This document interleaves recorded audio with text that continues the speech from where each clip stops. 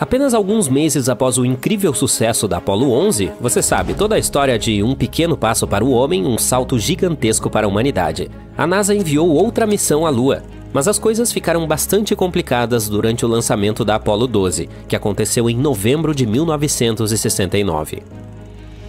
Ainda com o triunfo do primeiro pouso na Lua, a NASA decidiu ir ainda mais longe com a missão Apollo 12, planejando pousar no Oceano das Tormentas, o maior ponto escuro da Lua. Para o primeiro pouso na Lua foi escolhido o Mar da Tranquilidade por ser um local relativamente plano e uniforme. Dessa vez, o objetivo era aterrissar a espaçonave com ainda mais precisão.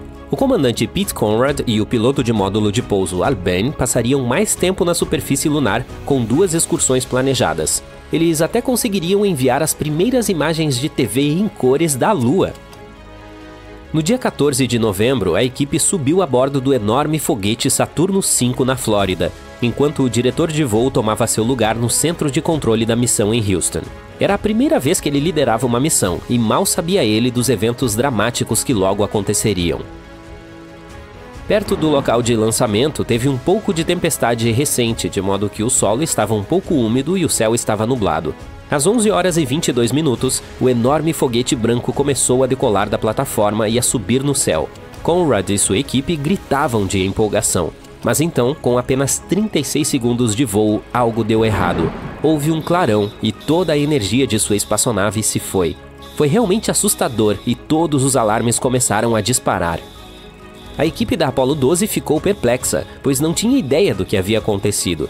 Mas, após algumas investigações, descobriram que o foguete havia sido atingido não uma, mas 2 vezes por raios. A boa notícia foi que o projeto do foguete permitiu que ele continuasse sua missão apesar do inesperado contratempo. Embora parecesse que eles estavam em sérios apuros, o computador de orientação do Saturno V estava totalmente bem e manteve o foguete no caminho certo. Eles logo entraram em órbita e disseram: "Vamos para a Lua!"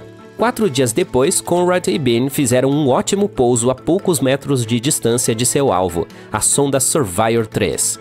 Conrad estava tão animado para explorar a superfície lunar que mal podia esperar para sair. Toda a equipe da NASA por trás dessa missão estava preocupada com a possibilidade de as pessoas perderem o interesse no programa após a Apollo 11. Mas eles tinham um plano: a primeira transmissão de TV em cores da superfície. 2 empresas foram encarregadas de transmitir a missão lunar ao vivo. Naquela época, isso era importante porque o fato de 2 emissoras se unirem ao esforço significava que eles poderiam atingir milhões de pessoas. No entanto, embora a NASA tenha se concentrado na TV como forma de se conectar com o público, os astronautas não receberam treinamento sobre como usar a câmera.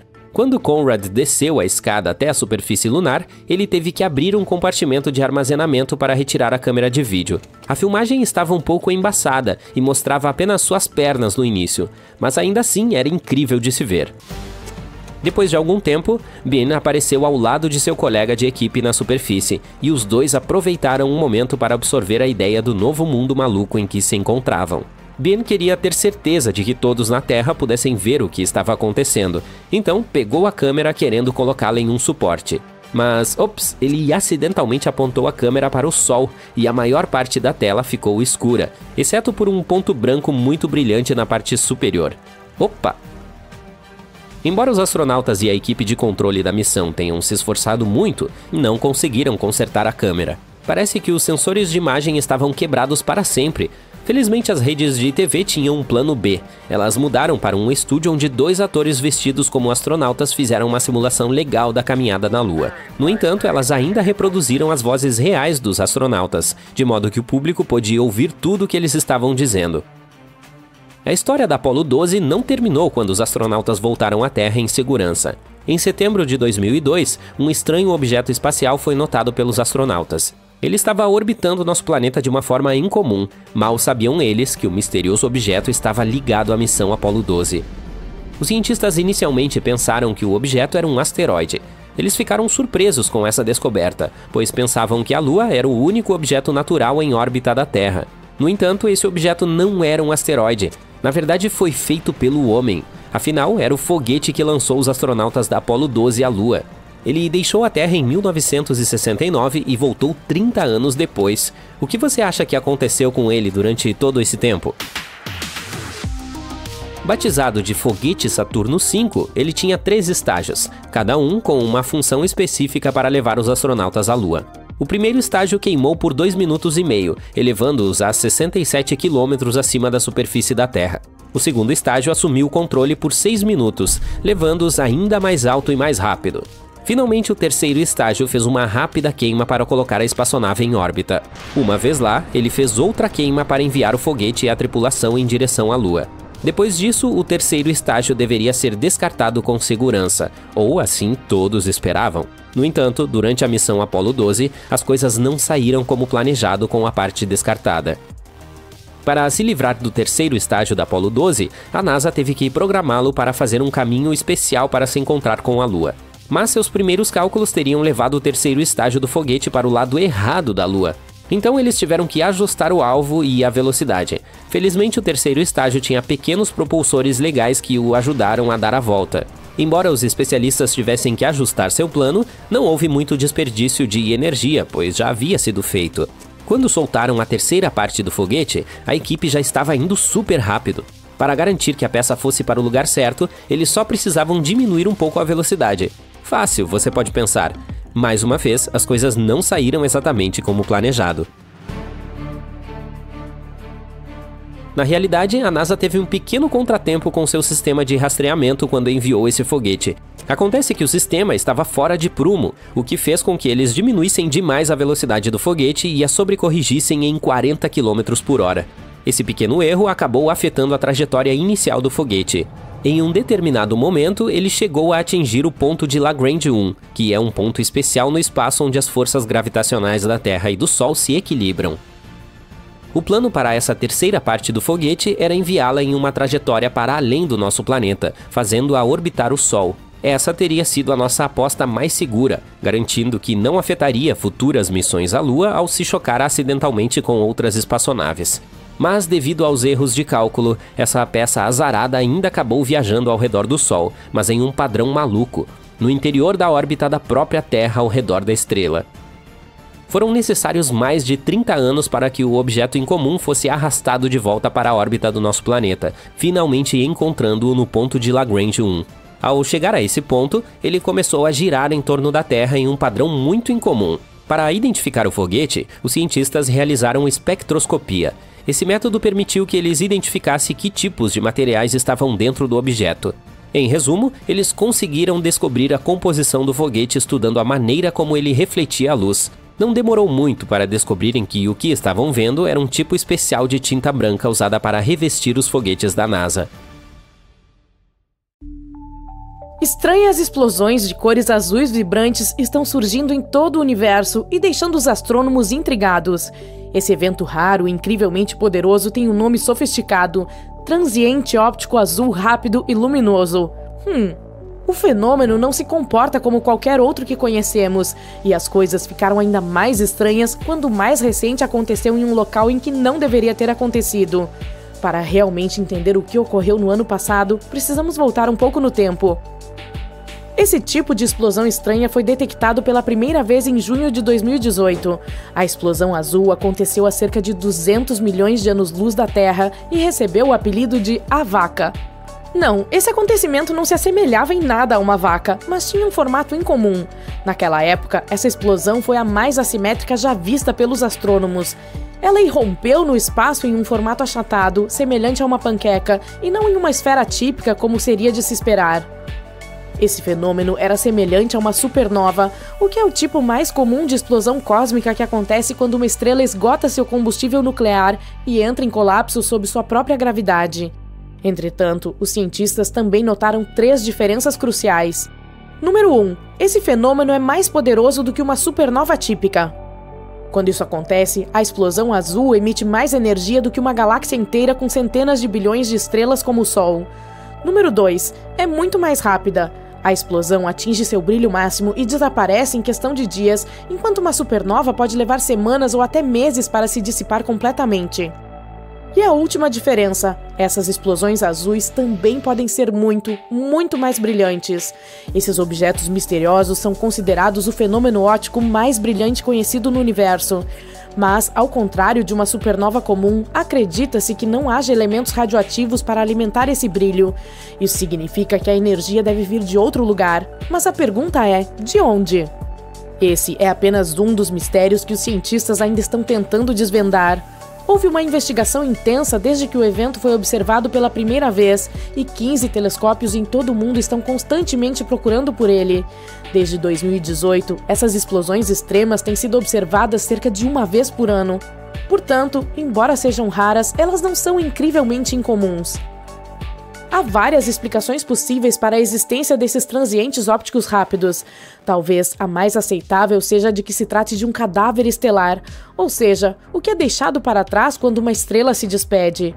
Portanto, estamos diante de dois suspeitos principais.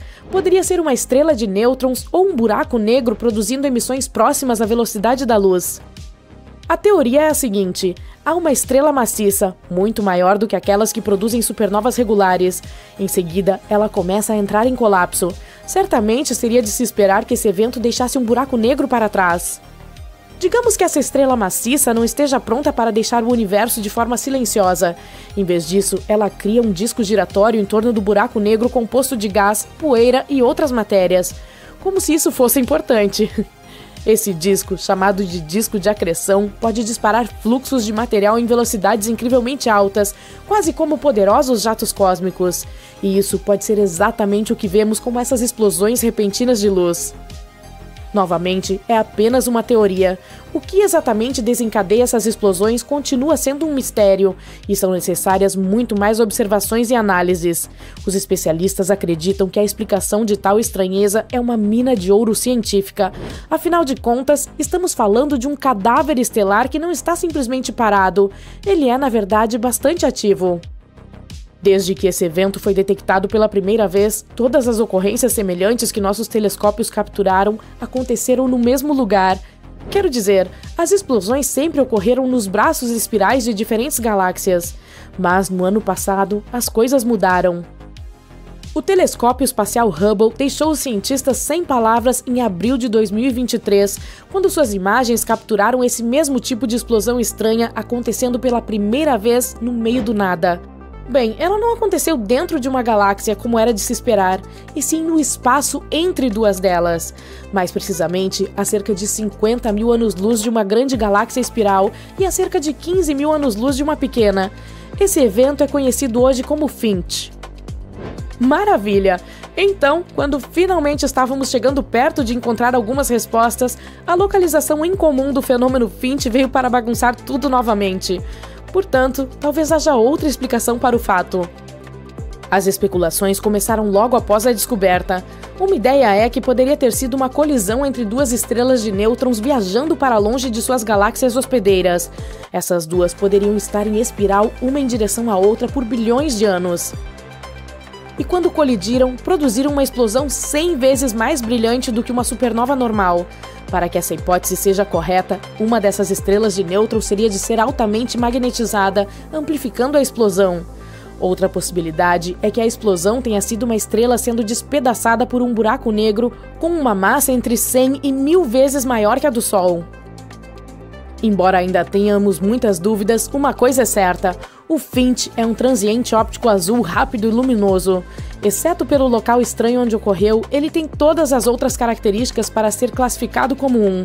É super brilhante, como eu, e super rápido, e sua origem é super difícil de explicar. Além disso, os dados do telescópio Gemini South, do Observatório de Raios-X Chandra e do radiotelescópio Very Large Array confirmaram o fato. O acréscimo dessas informações mais recentes só torna cada vez mais difícil para os pesquisadores finalmente encontrarem algum tipo de padrão em todo esse evento. O FINCH não é o único evento peculiar em sua categoria. Vamos voltar ao ano anterior, 2022. Uma explosão azul foi vista em setembro e recebeu o apelido de Diabo da Tasmânia. Assim como as anteriores, essa explosão azul surgiu e desapareceu muito rapidamente. Aí, algo misterioso aconteceu. Exatamente 100 dias depois, os observadores que ainda estavam acompanhando o fenômeno receberam um presente de Natal antecipado. Eles observaram outra explosão, e ela era tão brilhante e fascinante quanto a original. Espere! Então estamos falando de duas explosões semelhantes e estranhas que aconteceram no mesmo local em um intervalo de tempo pequeno. Foi a primeira vez que algo assim foi registrado. Rapidamente, 13 telescópios ao redor do mundo voltaram todos os olhos para o evento do Diabo da Tasmânia, incluindo um equipado com uma câmera de alta velocidade. No decorrer de 120 dias, eles conseguiram capturar outros 14 pulsos de luz irregulares. Isso foi certamente incrível, porque provou que, em vez de aparecer uma vez e desaparecer como esperado, o Diabo da Tasmânia continuou a explodir com energias semelhantes às de uma supernova novamente e novamente. Você consegue imaginar tal poder? Esse cenário ainda intriga a comunidade científica porque ultrapassa os limites da física, não apenas por causa da produção extrema de energia, mas também por causa das explosões de curta duração. A propósito, suas explosões duram de 10 minutos a cerca de 4 horas. Acredite em mim, na escala do universo, isso é considerado super rápido. Essa foi a única vez em que uma temporada prolongada desse evento foi observada. No entanto, após um pouco de reflexão, a comunidade científica dividiu suas opiniões sobre o fato. Por um lado, o Diabo da Tasmânia poderia ter sido um evento totalmente único e exclusivo. Por outro lado, talvez tenha sido apenas a primeira vez que nossos telescópios o capturaram de um ângulo mais voltado para a superfície. Para entender melhor o que está acontecendo, os cientistas ainda precisam observar amostras maiores do fenômeno. Todas as esperanças estão no futuro observatório Vera C. Rubin, que está sendo construído no Chile.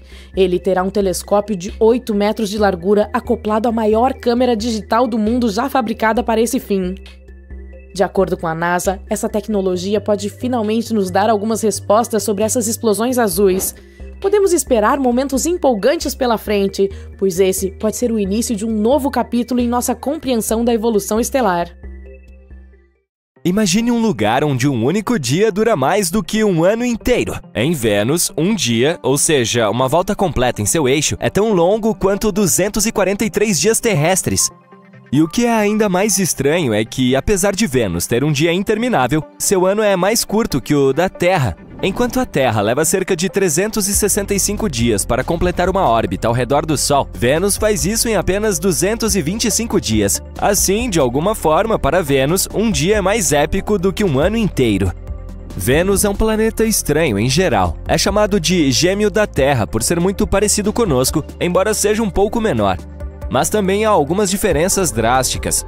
Por exemplo, ele gira na direção oposta, o que significa que o Sol lá nasce no oeste e se põe no leste. E Vênus não é o único que dança no seu próprio ritmo. Urano também faz isso.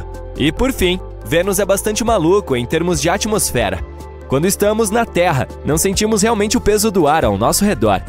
Bem, em Vênus, essa sensação seria como ter um elefante sentado em seus ombros. Vênus tem 90 vezes a pressão atmosférica da Terra. A atmosfera de lá é uma camada espessa de gases tóxicos. Por exemplo, o dióxido de carbono, que é liberado por todos os vulcões.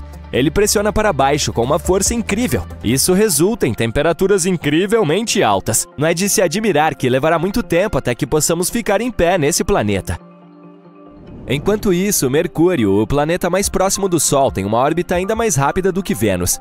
Ele completa uma viagem ao redor do Sol em apenas 88 dias terrestres. No entanto, ele tem um giro lento em seu eixo, o que significa que um dia em Mercúrio leva cerca de 176 dias terrestres, basicamente meio ano. Assim como em Vênus, um dia lá leva muito mais tempo do que um ano. Como é o planeta mais próximo do Sol, não é de surpreender que Mercúrio tenha algumas oscilações de temperatura extremas. As temperaturas diurnas podem chegar a escaldantes 426,7 graus Celsius, quentes o suficiente para derreter chumbo. Mas espere o pôr do Sol. À noite, a temperatura cai para menos de 144 graus Celsius. Isso ocorre porque Mercúrio não tem uma atmosfera espessa como a nossa, de modo que o calor não se distribui uniformemente pelo planeta. Se um lado estiver no escuro, estará super frio e o outro lado estará escaldante, exatamente como se você deixasse uma grande rocha deitada sob o Sol por algum tempo. De fato, é tão frio que pode até haver gelo nele. Observe a região polar norte do planeta, especialmente aqueles pontos amarelos iluminados pelo Sol dentro das crateras. Esses são indícios de gelo de água. Acontece que a água é muito mais comum no espaço do que pensávamos.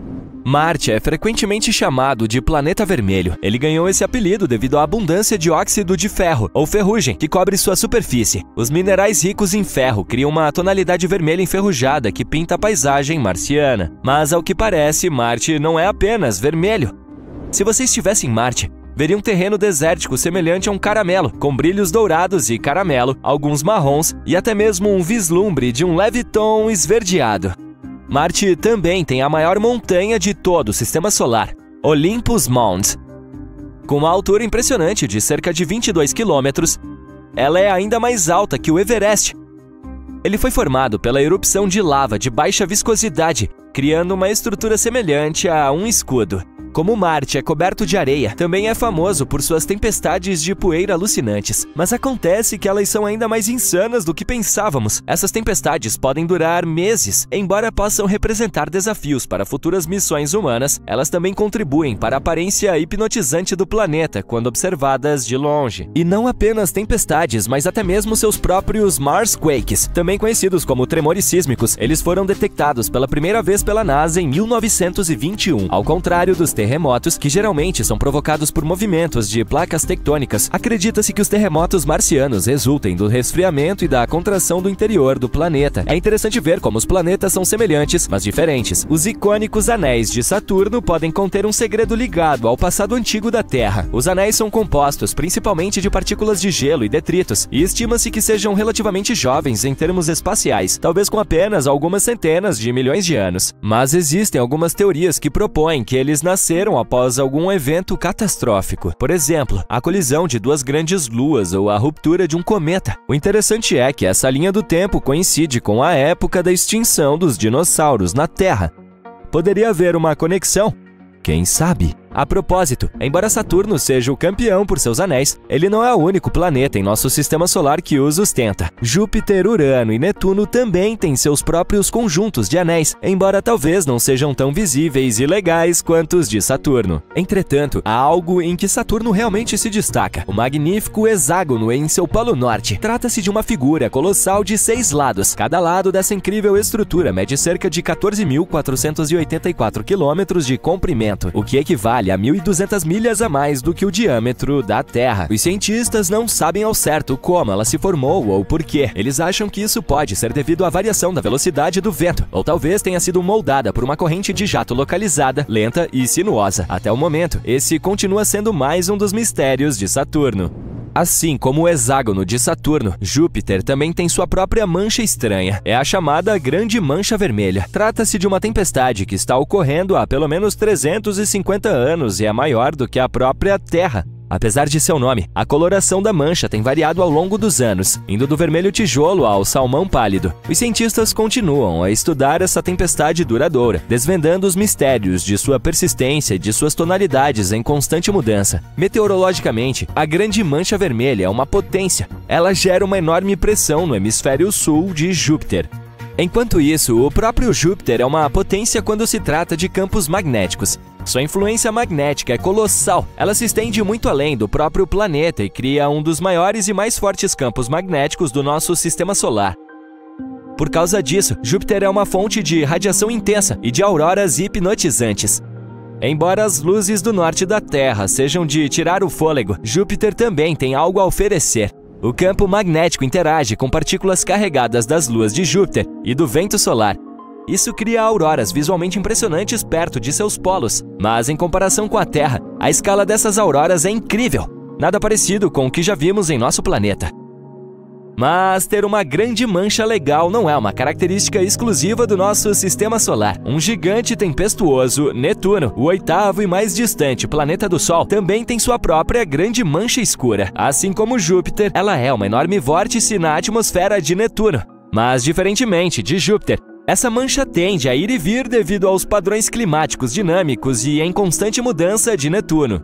Netuno, ao lado de Urano, é conhecido como um gigante de gelo, e assim como outros gigantes, ele tem alguns dos ventos mais ferozes do nosso sistema solar. Seus ventos supersônicos podem chegar a mais de 1.931 km por hora. Que drama! Mas isso explica suas densas formações de nuvens. A propósito, se você já sonhou com um planeta onde chovem diamantes, talvez queira visitar esse aqui. Nas profundezas da atmosfera de Netuno, onde as pressões são extremas, os cientistas teorizam que os átomos de carbono são comprimidos e formam diamantes. E então, esses diamantes caem em chuvas, que toque único para um clima tempestuoso. As luas de Netuno herdaram de sua mãe o clima estranho. Por exemplo, sua maior lua, Tritão, tem um toque de criovulcanismo. Em vez de expelir rocha derretida como os vulcões da Terra, os criovulcões de Tritão entram em erupção com uma mistura de água, amônia e nitrogênio. Imagine isso como geysers gelados disparando material para o espaço. Parece que, somente em nosso sistema solar, cada planeta tem suas próprias peculiaridades e qualidades interessantes. Esperamos descobrir mais coisas interessantes no espaço sideral no futuro. O campo magnético da Terra esconde uma história fascinante. Acontece que ele está ficando mais fraco a cada dia.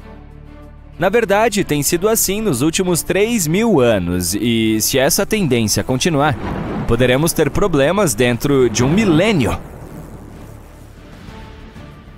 Qual é o problema? Bem, imagine o seguinte: o norte magnético se torna sul e vice-versa.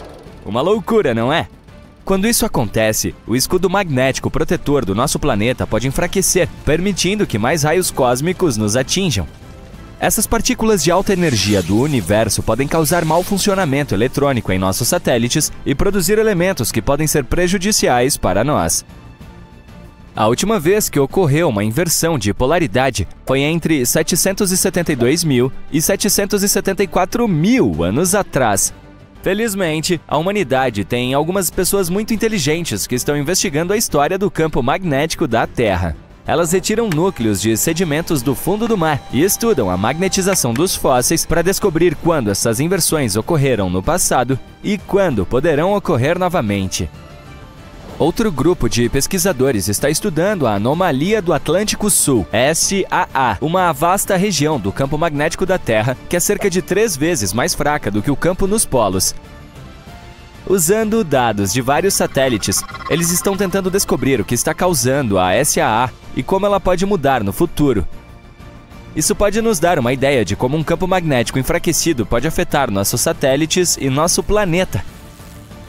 É claro que a nossa geração não estará aqui para testemunhar essas mudanças, mas isso nos faz pensar em como seria o planeta de cabeça para baixo.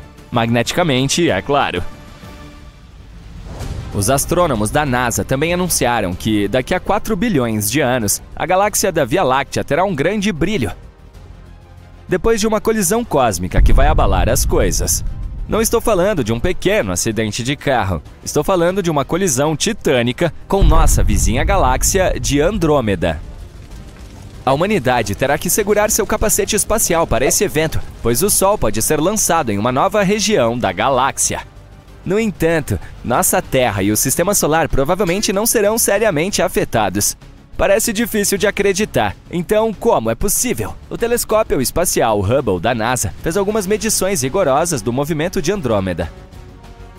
Embora as galáxias se choquem umas com as outras, as estrelas dentro de cada galáxia estão tão distantes que não colidirão com outras estrelas durante o encontro. Entretanto, as estrelas serão lançadas em órbitas diferentes em torno de seus novos centros galácticos. De acordo com as simulações, nosso sistema solar provavelmente será arremessado para muito mais longe do núcleo galáctico do que é hoje. Deixe seus telescópios de lado, pois não é necessário começar a contar os anos. Esse evento provavelmente está programado para daqui a cerca de 4 bilhões de anos, portanto as chances de presenciá-lo são 0.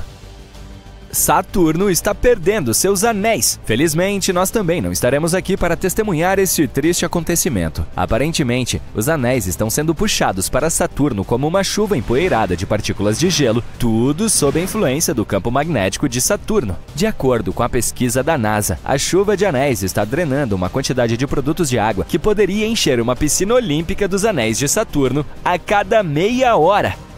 Todo o sistema de anéis provavelmente desaparecerá em 300 milhões de anos.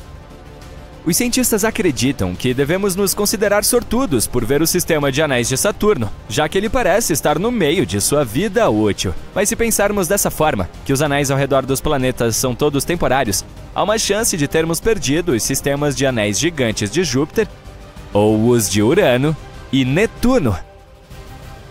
Atualmente, esses planetas têm apenas anéis finos ao seu redor.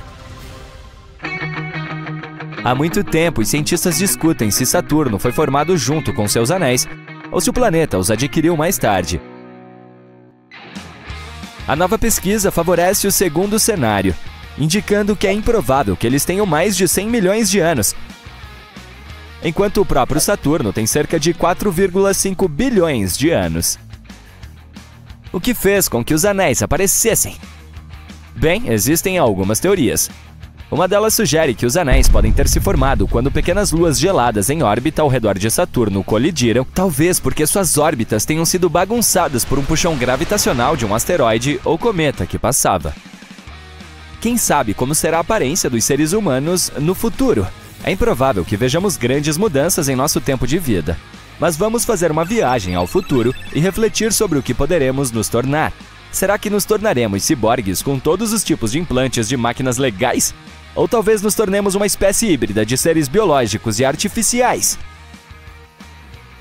Para entender nossa evolução futura, precisamos dar uma olhada em nosso passado. Há 1 milhão de anos, o Homo sapiens nem sequer existia. No entanto, havia algumas outras espécies semelhantes, como o Neandertal. Avançando para os dias de hoje, os seres humanos se tornaram mais altos e mais robustos.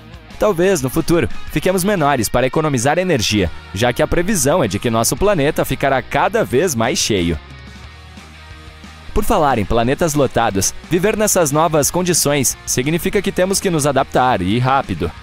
Estamos constantemente interagindo com muitas pessoas e lembrar nomes está se tornando uma habilidade crucial.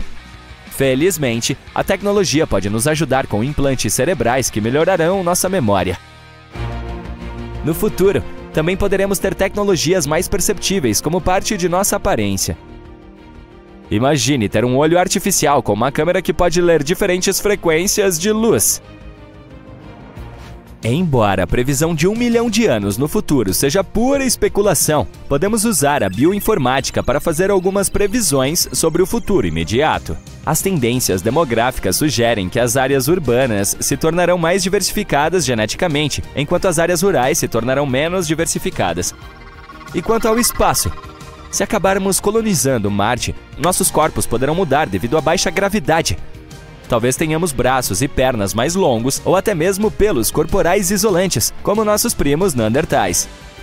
No futuro, nossa Lua também testemunhará algumas mudanças drásticas. Nós sentiremos falta dela. Em cerca de 5 bilhões de anos, as coisas ficarão realmente interessantes nesse canto do universo. Por enquanto, o Sol está relaxando em sua fase principal, apenas queimando hidrogênio como ninguém mais no mundo. No futuro, durante a fase de gigante vermelha, o Sol vai inchar como um balão até que sua atmosfera se estenda e engula nossas amadas Terra e Lua. Nosso satélite natural, que já está se afastando da Terra, vai se deformar sob a influência do Sol. Sua órbita ficará toda distorcida e ele acabará mais próximo da Terra durante a fase de lua nova do que durante a lua cheia. E essa não é a pior parte. Se deixada sozinha, a Lua continuaria a se afastar da Terra até precisar de quase 50 dias para nos orbitar. À medida que o Sol continua sua própria jornada, sua atmosfera se arrastará sobre a Lua e fará com que sua órbita decaia. Por fim, a Lua será despedaçada em um impressionante anel de detritos que circundará a Terra. Estamos falando de todas as suas montanhas, crateras e até mesmo das pegadas e bandeiras que deixamos lá, tudo espalhado pelo campo de detritos. Há uma chance de que o Sol perca massa suficiente para poupar a Terra e a Lua da aniquilação total. Se tivermos muita sorte, o Sol perderá 20% de sua massa e estaremos sãos e salvos. No momento, tudo não passa de teoria, pois ainda não vimos uma estrela gigante vermelha durante essa fase. O próprio universo também pode ficar completamente escuro um dia. Os cientistas não conseguem prever isso com certeza absoluta, mas podem fazer algumas suposições fundamentadas. No momento, nosso universo tem 13,77 bilhões de anos e ainda está produzindo novas estrelas à torto e à direito. Disse que, eventualmente, após cerca de 1 trilhão de anos, a última estrela nascerá. Essa estrela final será um tipo pequeno, uma anã vermelha com apenas uma fração do tamanho do nosso Sol. Essas estrelas são campeãs em viver vidas longas, bebendo lentamente hidrogênio para manter suas reações de fusão. Mas nem mesmo elas podem durar para sempre. Se avançarmos cerca de 100 trilhões de anos, a última luz se apagará. O universo ficará escuro e solitário. Mas felizmente, não estaremos aqui para ver tudo desaparecer.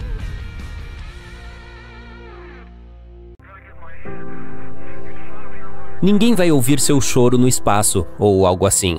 Todos nós já ouvimos essa frase famosa e arrepiante. E é realmente verdade.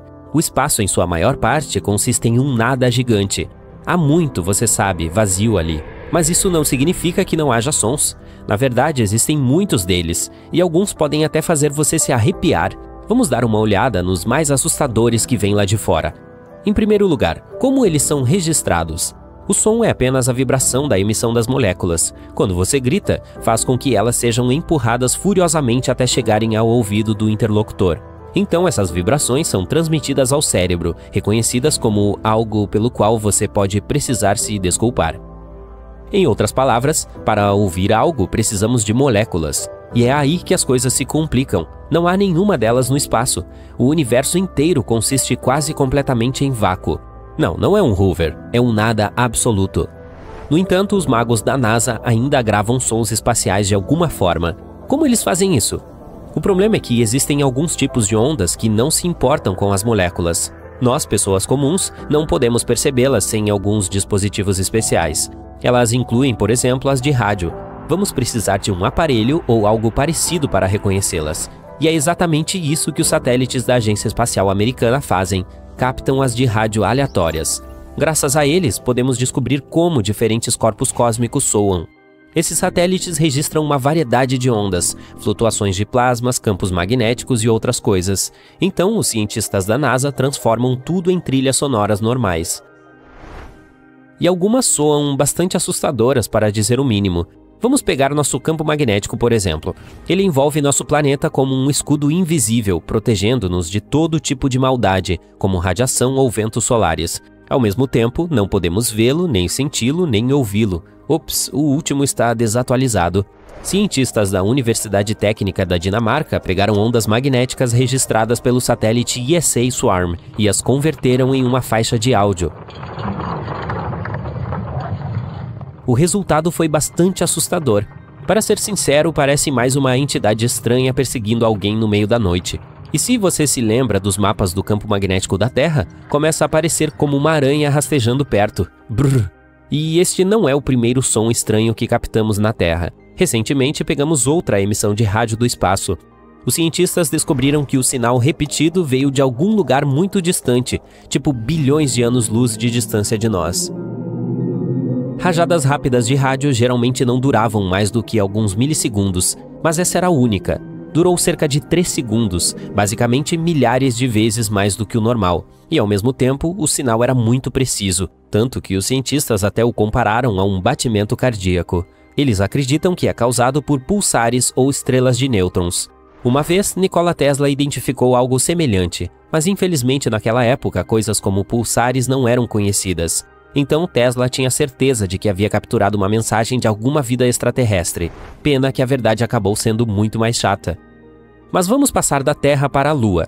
Em 1969, os astronautas da missão Apollo 10, a espaçonave que fez o teste final de voo para o nosso satélite natural, passaram por sua superfície. E então pegaram alguns sinais estranhos vindos do lado escuro da Lua, aquele que nunca vemos porque ela está travada para nós.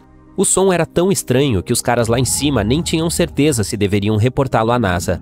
Eles temiam que não fossem levados a sério e talvez até mesmo impedidos de participar das próximas missões espaciais. Aqui está o que parecia.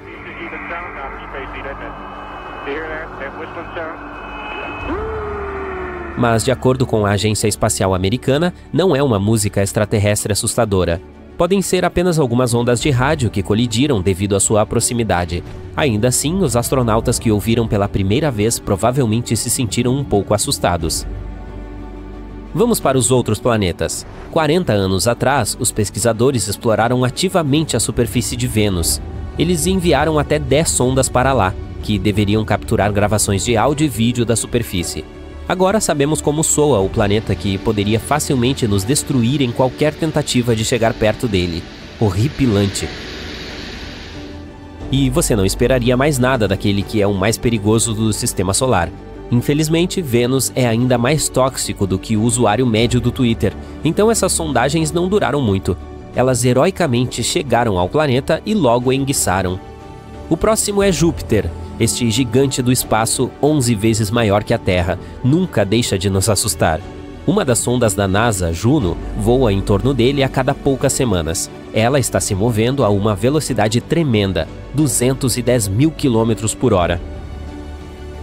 Um dia, Juno captou um dos sinais invisíveis mais fortes que já havia encontrado.